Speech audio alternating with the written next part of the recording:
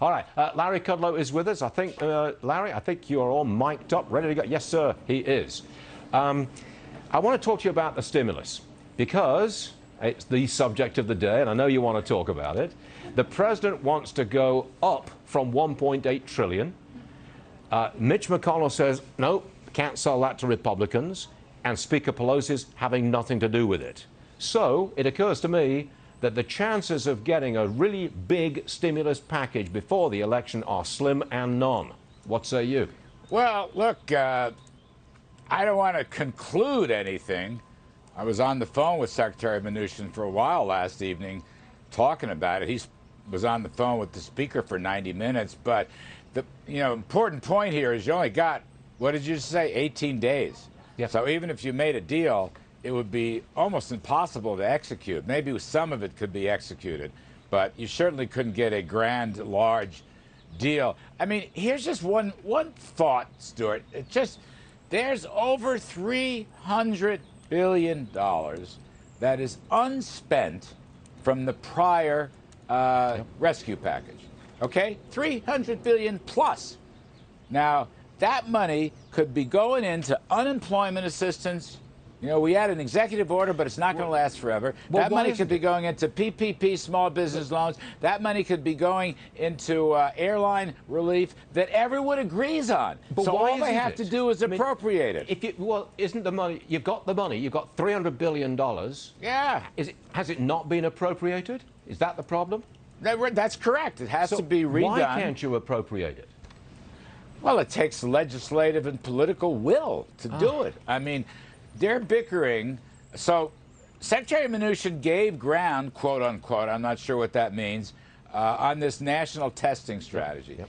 But with a few edits left to do. But he's saying, what does that mean? We've had HHS guidelines for 6 or 7 months. It's the states who do the implementation. In other words, the goalposts are moving. You get to this point, and then something else happens around. The president wants a deal. Secretary Mnuchin is negotiating a deal. If Speaker Pelosi wanted a deal, I think we could round up enough Senate Republicans to get a deal. But 3 weeks to go, less than 3 weeks to go. I don't know. It's much more exciting for me. Well, first of all, Stuart, it's always exciting to speak to you on a Friday morning. But it's much more exciting, topically, it's much more exciting to talk about the blowout in retail sales. I knew you were going to get to that. You're a genius. Blowout. You're a broadcasting genius because you can convert an interview directly to where you want it to go. And look, I do agree with you. That was a very strong retail sales report, and it implies that the recovery is on track and doing very nicely. Yes, so it again, is. can I press you again? You've said that the third quarter, we've finished with the third quarter. We're going to see, what, 35% gain over the second quarter. That's terrific. But let me press you again. What growth rate do you expect in the fourth quarter?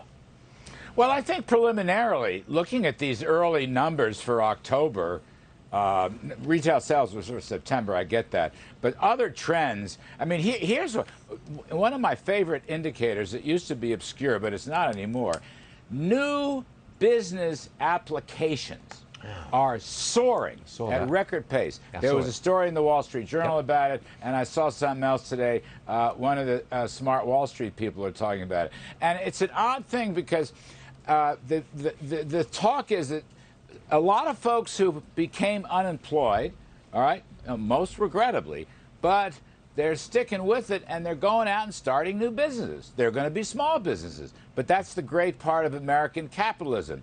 Gales of creative destruction. I just love that new business startup story. So to answer your question, I would say preliminarily, Stuart, give me 10%. I'll start the bidding at 10% for Q4, which would be fabulous. That means the second half would have one of the greatest comebacks in American economic history. And if we have continued policies of low taxes and low regulations, etc., 2021 sets up to be a blowout year. It could be a blowout year. So we'll see. But for heaven's sakes, you got $300 billion, help the unemployed, help the small businesses, help the airlines, help the kids' COVID-related school openings. We want to keep everything open. Schools must remain open, or they must reopen. Businesses must remain open, or more of them must reopen. That's the key.